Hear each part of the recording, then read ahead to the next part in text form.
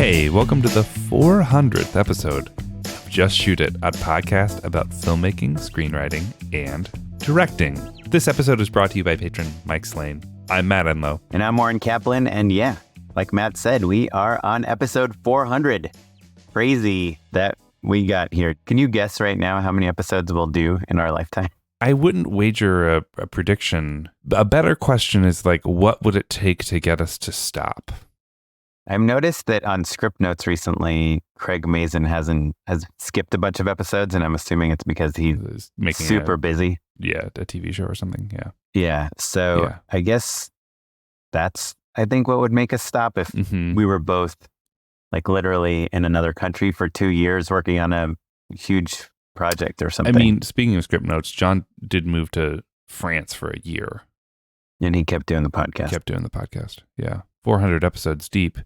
You know, I think like we're always looking for ways to help challenge ourselves. You know, like it's pretty special to get to like talk about the thing you love so much once a week, guaranteed. I mean, you know, people don't have that very much. Thanks for listening, everyone. If it didn't feel like anyone was listening, it would be hard. And also, frankly, thanks to your listens, we've been able to get some really incredible guests. So thanks for sticking around, everyone. More live shows to come. More cool guests, more introspective navel gazing from yours truly. You know, we've learned a lot over 400 episodes. Not only have we learned from our guests, we've also learned from our own trial and error as directors, filmmakers, writers, producers. We wanted to share some of the things that we've changed our mind on. Or doubled down on. We'll see how it unfolds. We've made a list of some things to bring up. But before that, I'd love to hear, Matt, what have you been working on lately? Yeah, thanks. We're recording this November 26th, a couple days before the episode releases. So the end of the year is within sight. And I've got a lot of big plans for this next year and then years beyond. And I've talked about on the show many times, and I'm sure we'll talk about on our year in review panel episode coming up. We always do that right around New Year's, give or take a week. Talk about my goals. I'm big on setting goals. And there's this guy I've been following on TikTok. He sells a calendar that he calls the Big Ass Calendar. Have you seen this guy? No. He's kind of like a energetic guy in his mid-50s who's just like, hey, listen, I'm getting up there. I want to have an incredible year. I'm a really organized guy. This is how I do it. And basically, he's made the same video over and over again, but I think it really resonates with me. His point is like, look, if you don't plan to have an awesome year, don't plan to hit your goals, you're not gonna. And so he has a big calendar, and he like puts all of the different marathons that he wants to run and the big trips that he wants to take and all of that stuff. And his point is like, work will fill in the gaps. He doesn't need to plan for work. He needs to plan to adventure, to make time for his family, for the big monumental thing. I agree with all of that. I'm not going to go out and run a marathon, but like it does force you to ask yourself like, oh, what would be the things that I wanted to do in a year to make it truly awesome, to make it really special and memorable and you know, make life worth living and all that stuff. And part of that being an artist means that you have to kind of plan your slate, your projects out a little bit. And I know I've talked about this a lot on the show and have felt a little unmoored these last few years, frankly. Like a lot of big life changes, the pandemic, weird stuff with the industry, the strike, everything's had felt really crazy. And I feel like things are kind of finally back under our feet a little bit. Industry-wise, there's a light at the end of the tunnel, all of that stuff. I started looking at my 2024 and I realized that the trick to all of this is to look at those big lofty goals and just figure out how do you slice that up into something tangible? You know, how do you say, okay, well, I want to make a movie. How do you make that a reality? Right. So we're at To Talent currently. On your feature. On my feature. Yeah. As a for instance. I want to move. I want to do all of these things. Like, how many jobs is that? how many jobs do I need to think about booking in the next calendar year in order to hit financial goals, for instance? You can say, oh, I want to make X number of dollars in a year, or I need to make X more dollars in a year, or whatever it is. But if you say, okay, based off of my day rate and my how many months there are in a year, how many months I plan on working, how many tangible jobs do I really need? Is that realistic? Is that feasible? I could say, oh, I want to make $1 million next year. It's probably not going to happen, right? But if you do the math, and it's very simple, I think you can start like having realistic but still very ambitious goals that you have a shot at achieving, at attaining, basically. So you're saying do the math. Do the math. Yeah, basically. And then it made me feel really better, a lot better, frankly, because I think, there's a couple different ways that I could hit my financial goals next year. But if you say, oh, I want to make $250,000 next year, as a for instance, it's a lot of money, right? But how many jobs is that? How many jobs a month is that? Can you hit that or not?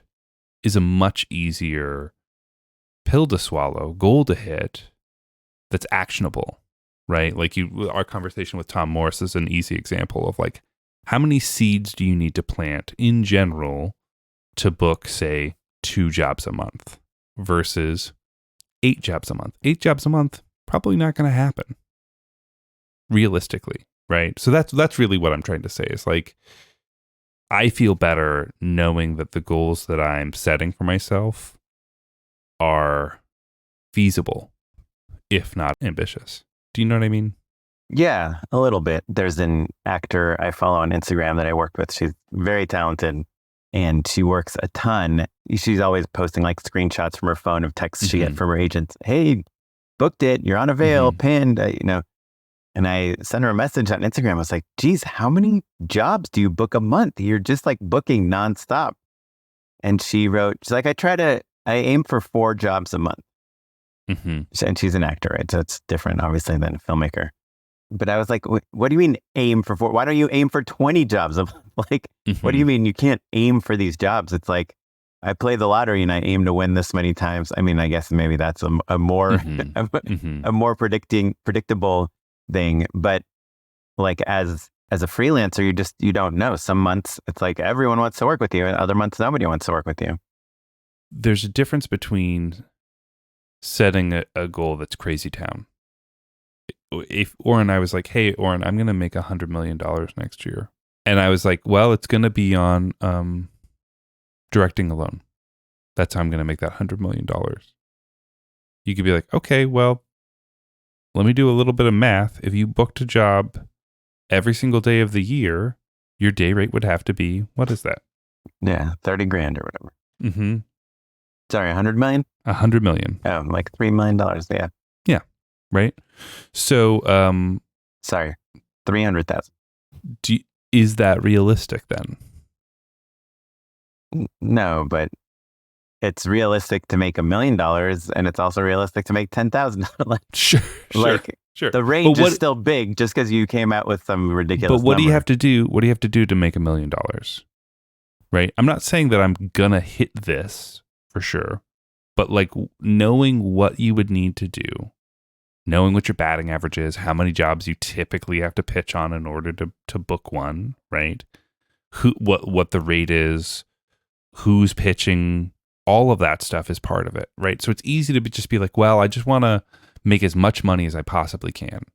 But that's nebulous, right? Like, of course that's true. And we're not just talking about money. I'm talking about all sorts of other things. I need to write another movie. I need to make a movie. Like there's a lot of other life goals that all fit into this matrix. I'm just talking about this one part. But so if you can take a big picture look at like, oh, this is what I want to happen in 5 years, in 4 years. These are life achievements and goals and my path, basically. And you can slice it up. A, you can tell whether or not it's realistic. And B, you just know what you're aiming for. And I think that is a pretty huge part of the process. I talk about it on the show all the time. Part of the fun of filmmaking for me is putting a plan into action. and executing it.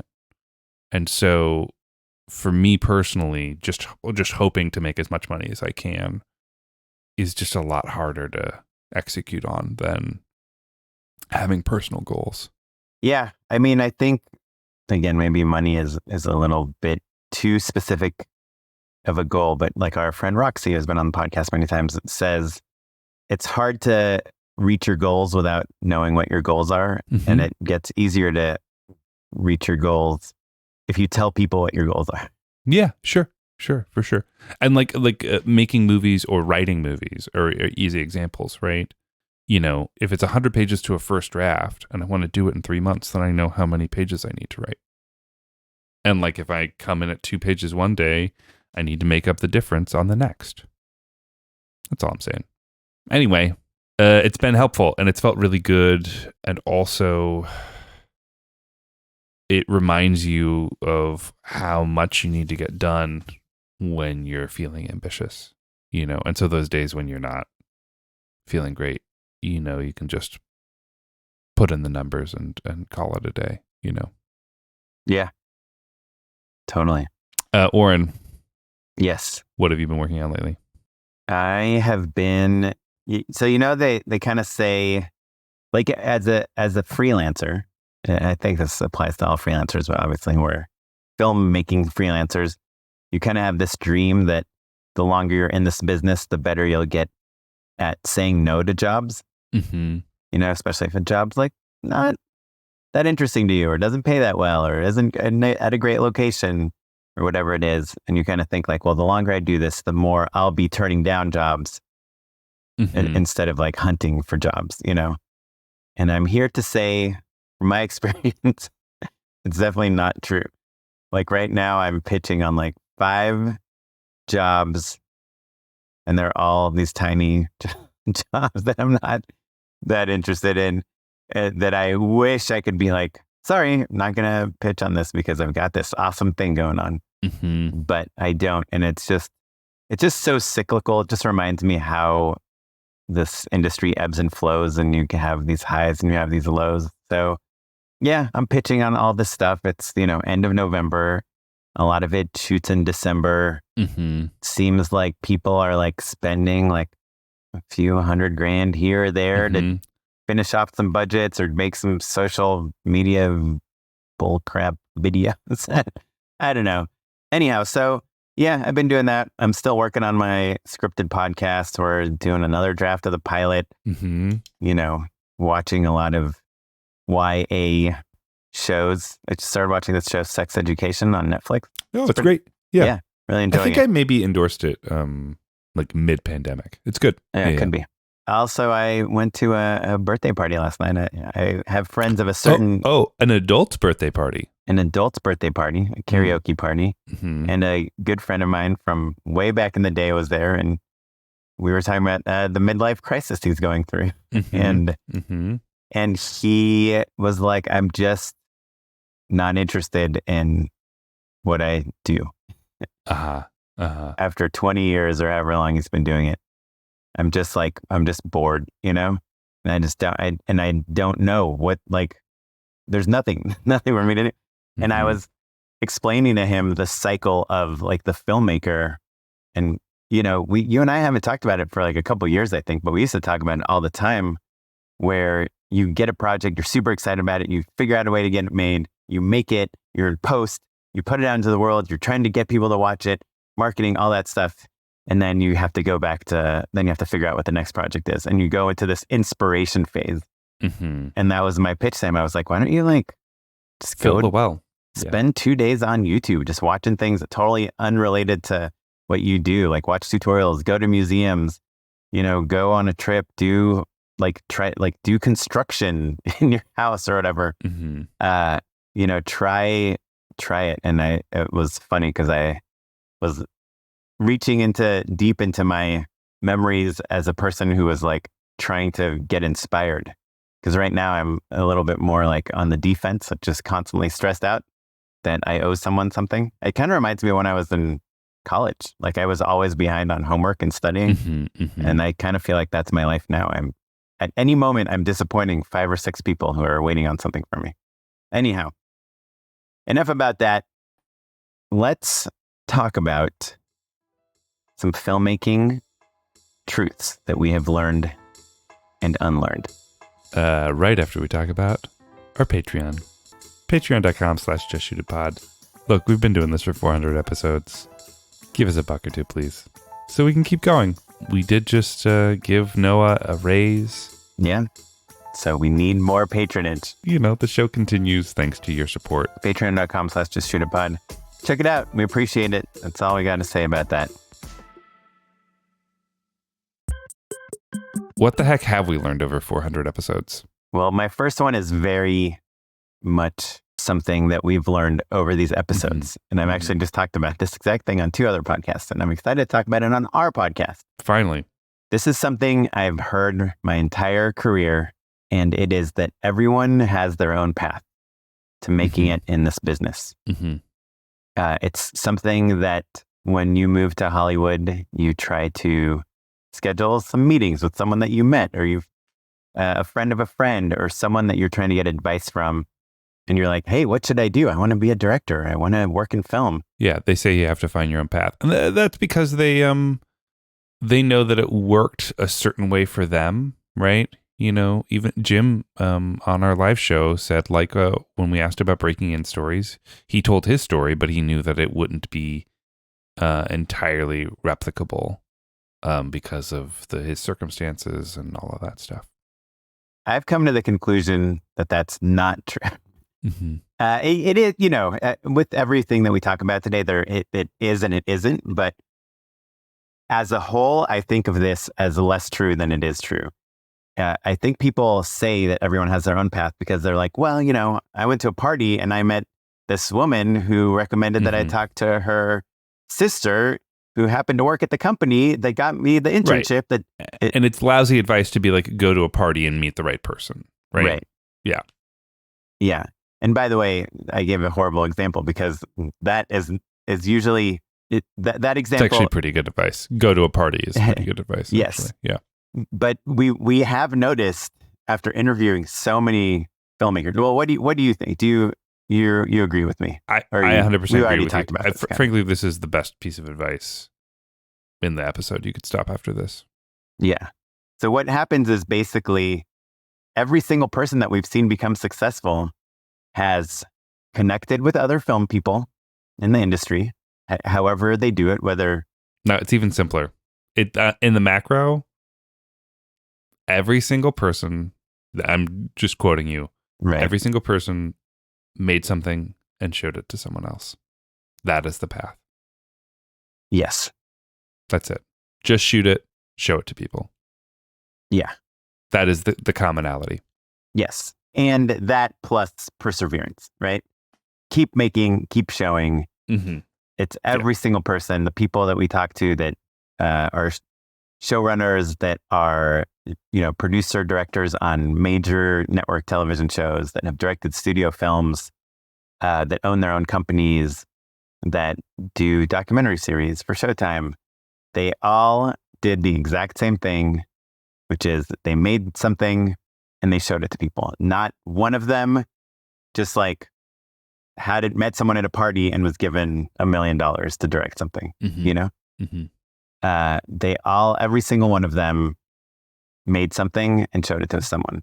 And so while yes, everyone has their own version of that, I do think that like trying to work your way up in the ranks, trying to meet the right people, trying to schmooze, trying to go to the right parties, all that stuff is super valuable. But only in that it gives you people to show the stuff you make to. And if you don't have that, you can put it on Instagram and you can put it on Facebook or TikTok or wherever you connect with the most people, or your local film festival. But in general, everyone's path is pretty similar. And my path was like that. I made YouTube videos and I showed them to people until somebody let me direct a tiny web show for them. And that I showed that to way more people than the network that made the web show who showed it to. And that got me another web show and another web show and a job full-time directing at Disney. But it's only because I just kept making things. And in between all those things, I kept making more YouTube videos and showing them. And during COVID, I made Instagram videos with my kids and I put them online. And sometimes they led to work, but a lot of times they led to like, oh, hey, I remember that you are a director. How you doing? Yeah, for sure. That was cool. Let's talk about something. So anyhow, that's my thing. Everyone's path is pretty much the same. And so now you know what to do. Just go do it. Yeah. We've been repeating ourselves for 400 episodes. One other thing to add on this is it seems really hard to figure out what to make and to show to people, but it doesn't really matter. Just make stuff and show it to you. Copy a scene you like and show it to people. Like do whatever you're interested in at the time. And remember, this is just one thing you're making in the course of thousands of things that you'll make. So this next one, again, you and I have kind of talked about this offline, but I think we have a greater disparity. Thank you, on this one. But so it's two different sayings, kind of in the same category. One is you have to direct a feature to be taken seriously in the feature world. And also, people want to see that you can handle a budget and a crew. Oren, I want you to go first because I have thoughts on this. Right. And I think they kind of boil down to more or less the same thing. Right. So the reason I really like this one is because you and I have talked about features for a long time, and I do think we fall on opposite sides of this a little bit. I truly think that serious financiers that understand how to sell things and how to make things that they're interested in, like when they tell you that they don't want to work with you because you haven't made a feature before, because they haven't seen that you can handle a big budget or a big crew, I think that is an excuse for them saying that they just aren't interested in your project. And my reasoning is that a lot of people have made features and worked with big budgets and big crews, and those people are not getting to direct, all these features that are using that excuse, or aren't getting their projects greenlit, aren't attaching these huge producers or huge actors. And we know many examples of people whose first features have been pretty big and pretty successful off of a short. Or, we talk about Damien Chazelle and like the Whiplash short. Basically, you see that short and you see him and you're like, absolutely, here's the money for the feature. Like there's no doubt in your mind that when something is, and I apologize for this word that's kind of become annoying to me, but when something is undeniable, it doesn't matter if you've made $100 million movie or not. Like you look at Gareth Edwards, who made Monsters for no money by himself, was the DP and everything. And then off that movie, he got like Godzilla or whatever his next movie was. I think it was Godzilla. And then Star Wars. Like, I mean, no one was like, oh, well, we don't know if you can work with 1,000-person crew. Like that does not matter. I think I don't want to quibble about those two examples because I think maybe it would be easy to argue the counter actually in both of those instances. Like, why did Damien Chazelle have to shoot a short and Gareth Edwards did have to shoot a feature in order to prove that he could do a studio feature? But the point, your initial point, I think is 100% right. Well, but all I'm saying is off the short, he got the feature. It's not that he had to do a $100,000 feature to get a bigger feature. And Gareth Edwards didn't have to have 1,000-person crew to get 1,000-person crew. Again, I think these are two like anecdotal examples that I think it doesn't matter. We agree is what I'm trying to say. The bottom line is that these are two phrases that people use to let you down easy, right? Like going in another direction.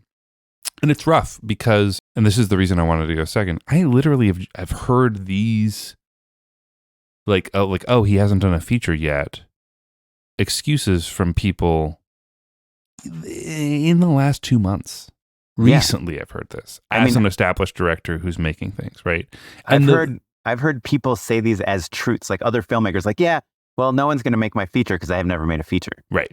Yeah. Well, and that's maybe the big takeaway is if you internalize that, if you take that to be truth, then you're chasing something false instead of just going out and making your movie. I mean, I've heard versions of this my whole career, and almost always from the same handful of executives. And then at a certain point, I was just like, oh, they just don't dig what I do. It's okay. Don't worry about it. And that the flip side, people who were excited about you, people who see your work and get it, connect with it, they're never asking for credentials. They're creating opportunities with you. You're off to the races, you're running. And so like the gift maybe is that like these excuses are an opportunity for you not to work with the person you shouldn't be working with, or a company that you shouldn't be working with in the first place. That's the bottom line for sure. Yeah.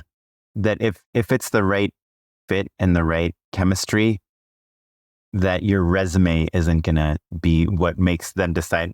And I do hear a lot of people, especially kind of younger filmmakers, think that it doesn't matter what the feature is. They just need to have a feature on their resume.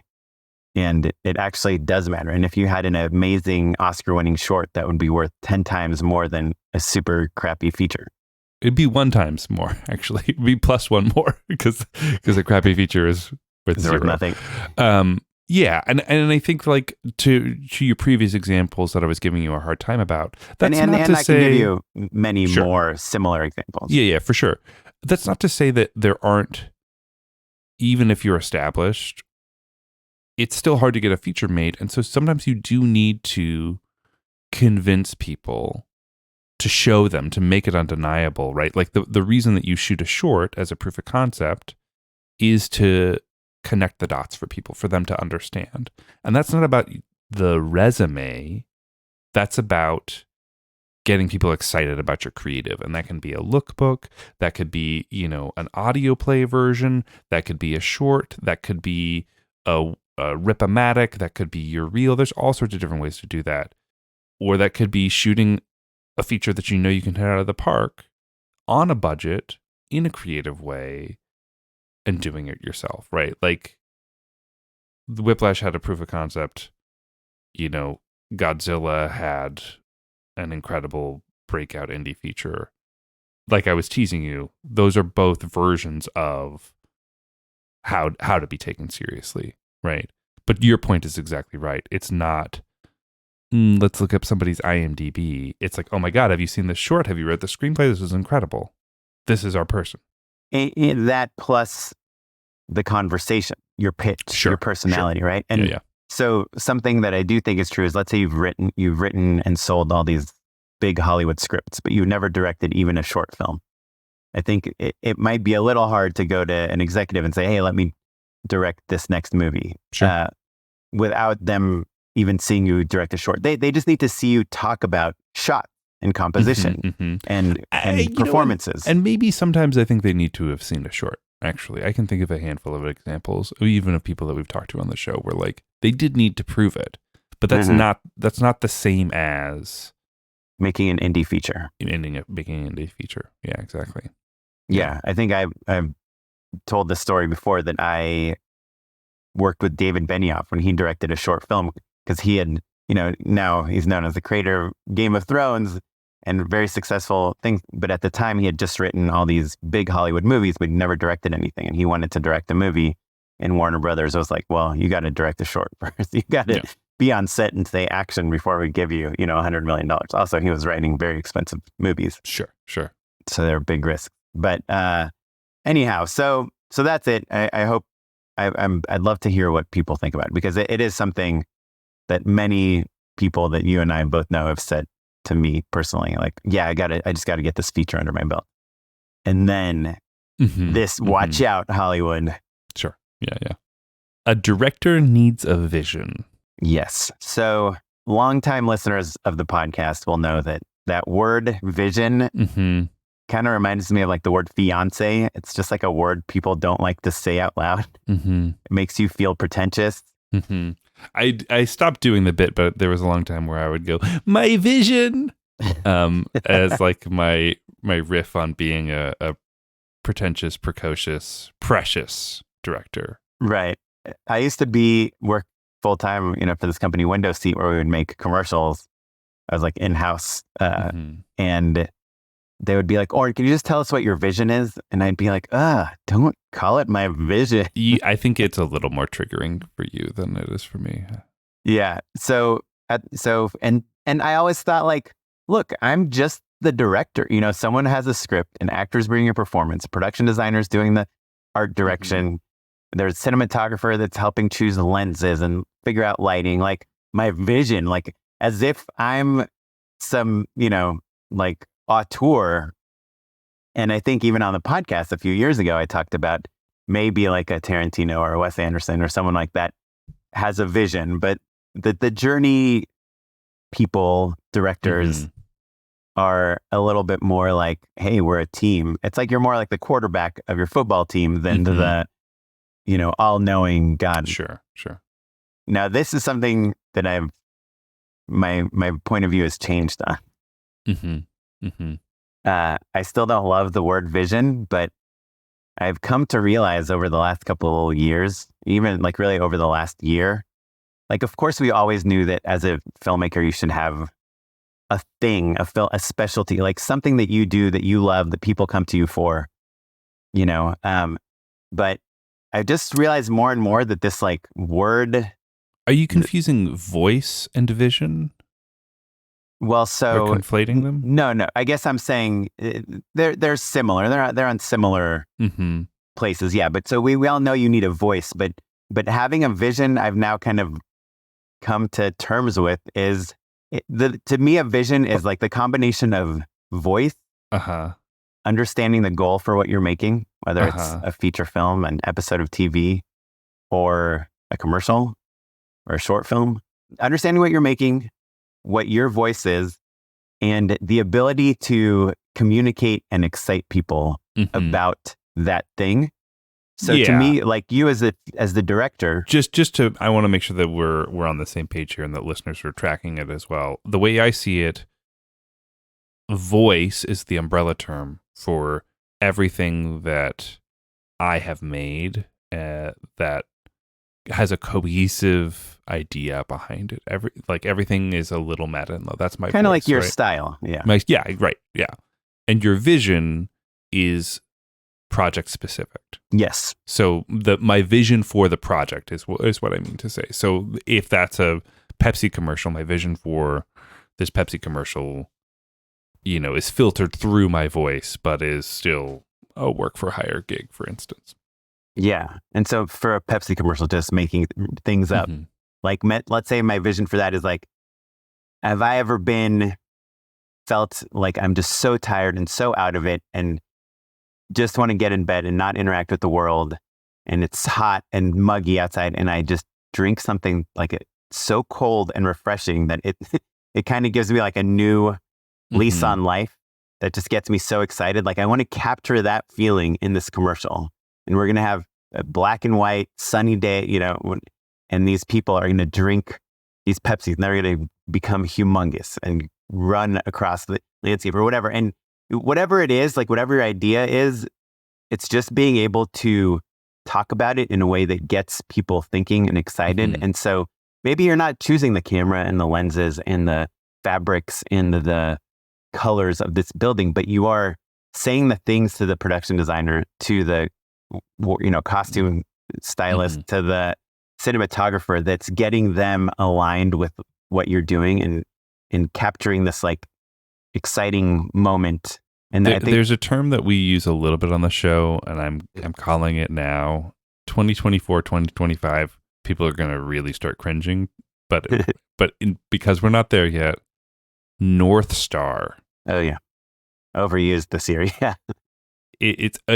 but I don't think it's jumped the shark yet, so to speak. Yeah, I think you can I still don't mind it. You can still use it, and you're not like, oh boy. But so North Star, right? It basically, what's the lens? What's the thing we can look to? What's the idea we can look to? The vision, where we can calibrate. We can say that we have this idea, we have this shirt, we have this element. Does it match up to? Does it follow the North Star, or does it not? Is it in line with what we're aiming for? Is right. what you're talking about. And obviously, North Star comes from navigating towards this spot. Yeah, it's funny. I use North Star usually as a reference. Like, Mm-hmm. oh, and the North Star is like, it'll feel like a Tim and Eric sketch, you know? Mm-hmm. Mm-hmm. Um, I feel like for more original kind of bespoke voice pieces, maybe I would use that less because my North Star maybe would be more of a feeling, Mm-hmm. right? Yeah, which I think is right. I think that's what made me think of it in this conversation. Again, I think it boils down to there's a lot of ideas out there, and the director's job is to sort the ideas that are in line with what you're trying to make and the ones that aren't. And it's not about good ideas or bad ideas. It's just what matches the vision for the project. Now I'm 100% sold on the vision and this idea that as a director, you need to come in and you need to communicate that vision to everyone else on your team. And that's what makes you a good director. I think this is just a vocabulary problem because I think that you always felt that way. And maybe I think that the evolution, honestly, is that you and I have both learned from our 400 guests, give or take, to be more forthright about it. That, like, initially when you're younger, you want to be a team player. And then slowly you realize that your job is to help people understand what they need to be doing and to be excited for it and to be inspired by it. And that is a different version of being a team player. You're the leader of the team. Yeah. And you need to infect your keys with your passion and ideas so that they can run with them. Yeah. And I think it does take a few years to go from the person that knows exactly every single thing they want and is just constantly disappointed with the people that aren't executing it that Mind way. readers. Yeah. Yeah. To the person that is like, realizes they're not in control of anything and just kind of gives up and is like, I don't know, just they want a house and just make a house, you know? Yeah. To the person that realizes it's all about that kernel of excitement and how you can pass that on. And we had Micah Fitzsermon-Blue on the podcast a couple of years ago. He was a writer on Transparent, and he wrote Beautiful Day in the Neighborhood, and he has a show on Netflix called Painkillers right now. But he said to us at the time, he had talked about how him and his writing partner Noah would like just rewrite scenes like 100 times. You know, they'd be like, let's rewrite the scene. And I was so stressed out. I'm like, don't you get tired of just writing and writing? Don't you run out of things to say?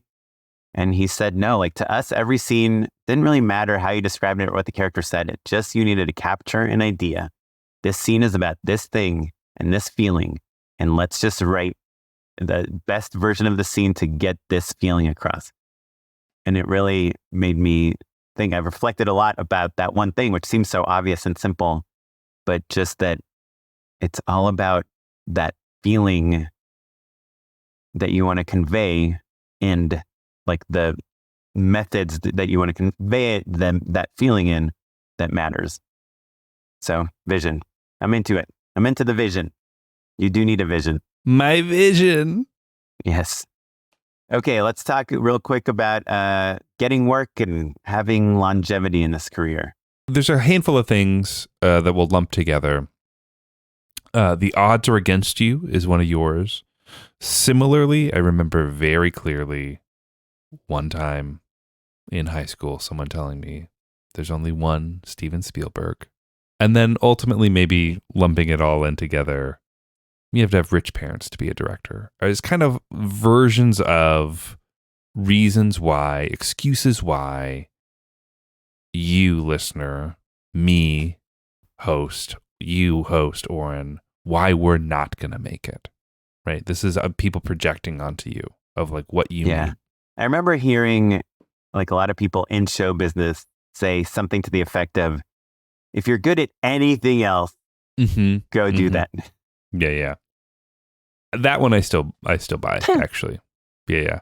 Wait, or if you can stomach doing anything else. Yeah. Maybe it's more that. I mean, I feel like I'm better at a lot of things. There's lots of things. Filmmaking. Yeah. I think I'm probably a better engineer than a filmmaker, but I'd still rather be a filmmaker. Yeah. But I think the point of the if you could do anything else is that it's hard, right? Yeah. And it's nice to accumulate wealth and have work-life balance and all of the things that we complain about on the show. Take vacations and get health insurance. Sure. Send your kids to college, all that stuff.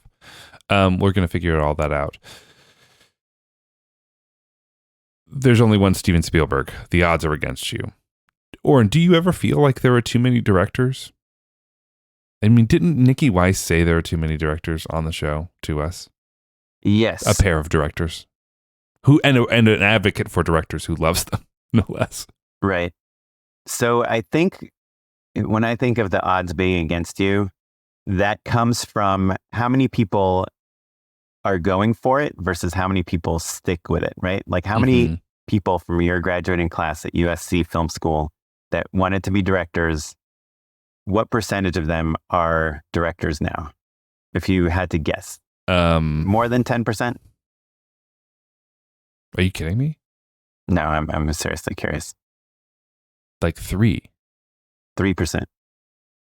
3 directors. 3 directors. No, it's more than that, but I can name them. I can name all of them. Yeah. So what, like out of 100, like less than 10 are directors? So production is 100 kids, and then critical studies, which is what I was in, is like a couple hundred more. I can think of 2 that have not been on the show. So counting the 2 that I'm thinking of that weren't on the show, that's 6. 7, if you get me. If you had asked me how many of my fellow classmates had become lawyers, doctors, I was an undergrad, made a career shift and are very successful in a totally different field now, the number's way, way higher, right? Like, to your point, I think it's the long game. Did you stick it out?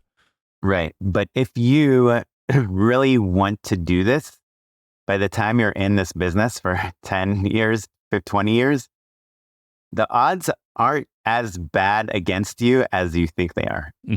It's still challenging. It's still a tough business. It's fickle. The trends change every day. You're the most awesome director one year and nobody wants to work with you the next year. But I do think, and I've been reminded of this, like in the people that I'm competing in for commercials of a certain budget level and that certain category, yeah, maybe there's 800. 50? Oh no, it's fewer than 800. No, in the world. I mean, I'm usually competing against, many times I'm competing against directors in Prague, in London, in Brazil. Yeah. International as well. Yeah. So, the people that do comedy, kind of action comedy, 30-second commercials that can write a treatment and interact with an agency and work with a budget and not have an ego, but still make something that's entertaining and funny and interesting. Yeah, you're not up against tens of thousands of people. Sure. You're up against a few hundred people. And that's why, like, a lot of people say, oh, if you knew Unreal Engine and how to work with the volume and do that, like, I'd get you 100 jobs. Because sometimes there's even more jobs than there are directors. Sure. If you're a real specialist that can work at a certain level. So the percentage of people that make it, quote unquote, as filmmakers is incredibly low. It's not because the odds are against them. It's because they didn't stick it out and weren't willing to suffer enough. Which is where the you have to have rich parents to be a director idea comes from. And certainly it's true that having a financial safety net makes it a lot easier to suffer through the things you're describing. Certainly. Yeah. And that's why I think a lot of times we endorse working in the business. Like, a director like Barry Jenkins, who made this movie Medicine for Melancholy that had some good, accolades as an indie film. And then he went into being a post supervisor until he made Moonlight, I think Sam Esmail too, who made Mr. Robot and is now, one of the top filmmakers in Hollywood, also went back and forth between kind of other crew jobs and filmmaking. Yes, you can either have rich parents or you can have other related skills and be willing to do those skills, as you're working on your directing work. And I know nearly as many kids who had rich parents who aren't directing as I do directors. So there you go. I guess what we're saying is you can make it. And I do want to reiterate that obviously Matt and you and I, who knows what we know, but we have talked to hundreds of directors about how they made it. And so I think a lot of our view of this industry is like via osmosis of the stories we've heard. It's not just what we've seen personally.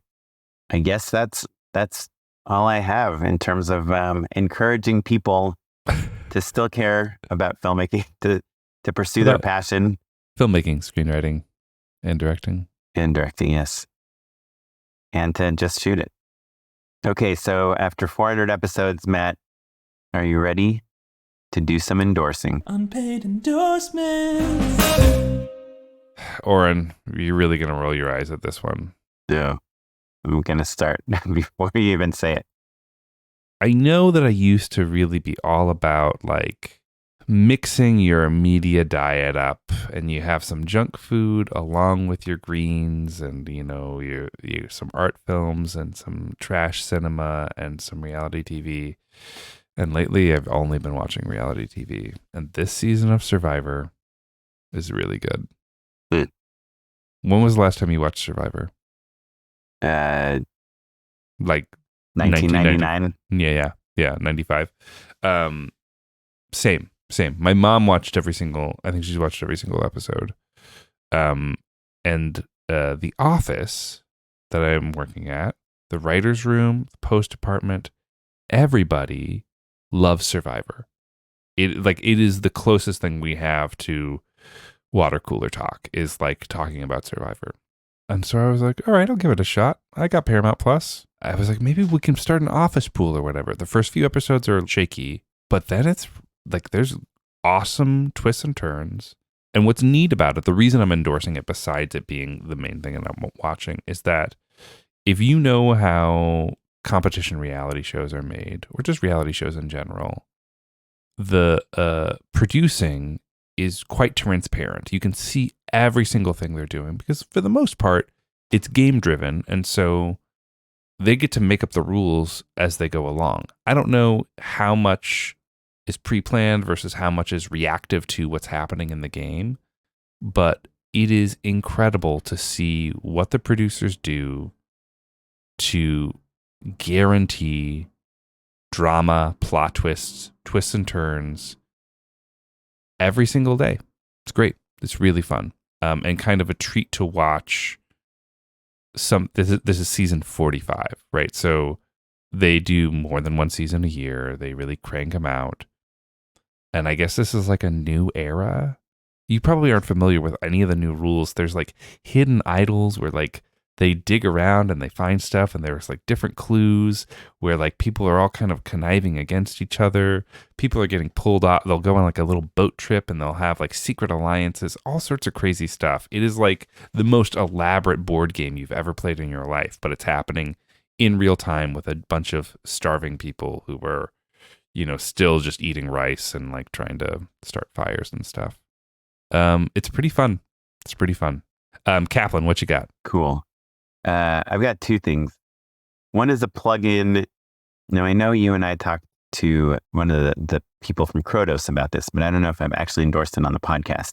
It's called Place It. It's this plugin from Soundly, and it's free. I think it's a VST plugin, which means you can use it in any DAW, like digital audio workstation program. But let's just say you can use it in Premiere and Resolve and Audition and Pro Tools.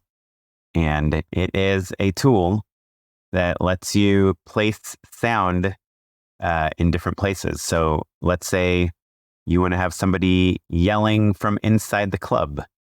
You can just put this plugin on it, and you can, I think they have like a outside the club setting preset. They have all these presets, and it's just a really good way to like it. Like if you know anything about compositing, I think it's like feathering the edges. You take someone on a green screen and you want to put them on a different background. You want to kind of blend the edges of the foreground with the background. That's what Place It does for audio. You record some Foley, you record some ADR, and you want it to feel like it actually was recorded in this warehouse or in this tiny room or whatever it is. you use this plugin, and it's just really amazing at making it easy to place a sound effect into a scene. You use it in Premiere? I use it in Premiere, yeah. Cool. Awesome. It's just, you might have to Google like how to install it, because I think at least you and I probably don't install a lot of audio plugins into Premiere, but it's a VST plugin, and there's some folder you put it in or something. But place it from Soundly, it's free. The other thing is actually an Instagram video I saw today from this guy. His handle is OMG Adrian. He's like some sort of influencer. He's got like 320,000 followers. I think he made like a Lil Nas X music video. He's a director, filmmaker, but he's more of like a filmmaking influencer, I would say. He makes really cool travel videos and cooking videos, but most of his videos that have a lot of views are videos about how he makes his videos. And they're all really short. They're Instagram videos. They're all vertical. But he put out a video. It's called Attention Hacking 101. He talks about how he chooses the music for his vlogs before he records the vlog. And he listens to it as he's writing the script. And then when he goes to record himself talking, he plays it back for himself for like a few beats. And then he stops it, and then he starts talking. And he claims that by speaking in the same cadence as the music, it makes his videos more engaging. And I don't know if it's true or not, but I think it's like an interesting theory. And aside from music videos, I've never really done that. I've never said, okay, ready, here, this is the beat. Now let's do the dialogue, to a non-musical, non-lyrical, non-music video type thing. I don't know. I just thought it was an interesting thing. His name was OMG Adrian, Adrian on Instagram. And this video he made is Attention Hacking 101. And I don't know. I'm curious what our listeners think. Email us at justshootapod@gmail.com if you think talking to the beat can subliminally make your videos more engaging. We'd love to hear what you endorse. We'd love to hear if this podcast has meant anything to you over 400 episodes, 8.5 years. And also just like hit us up, tell us what's going on with you. Ask us questions. The odds might be in your favor for us to respond. Please reach out to us, justshootapod@gmail.com, or you can hit us up across all social media. We're at justshootapod. I'm at OKaplan. And I'm at Mr. Matt Enlow. This episode is edited and produced by Noah Bayshore. Additional producing by Tyler Small. And you're listening to music provided by the Free Music Archive and the artist Jazar. Thanks, everyone. Goodbye. Bye.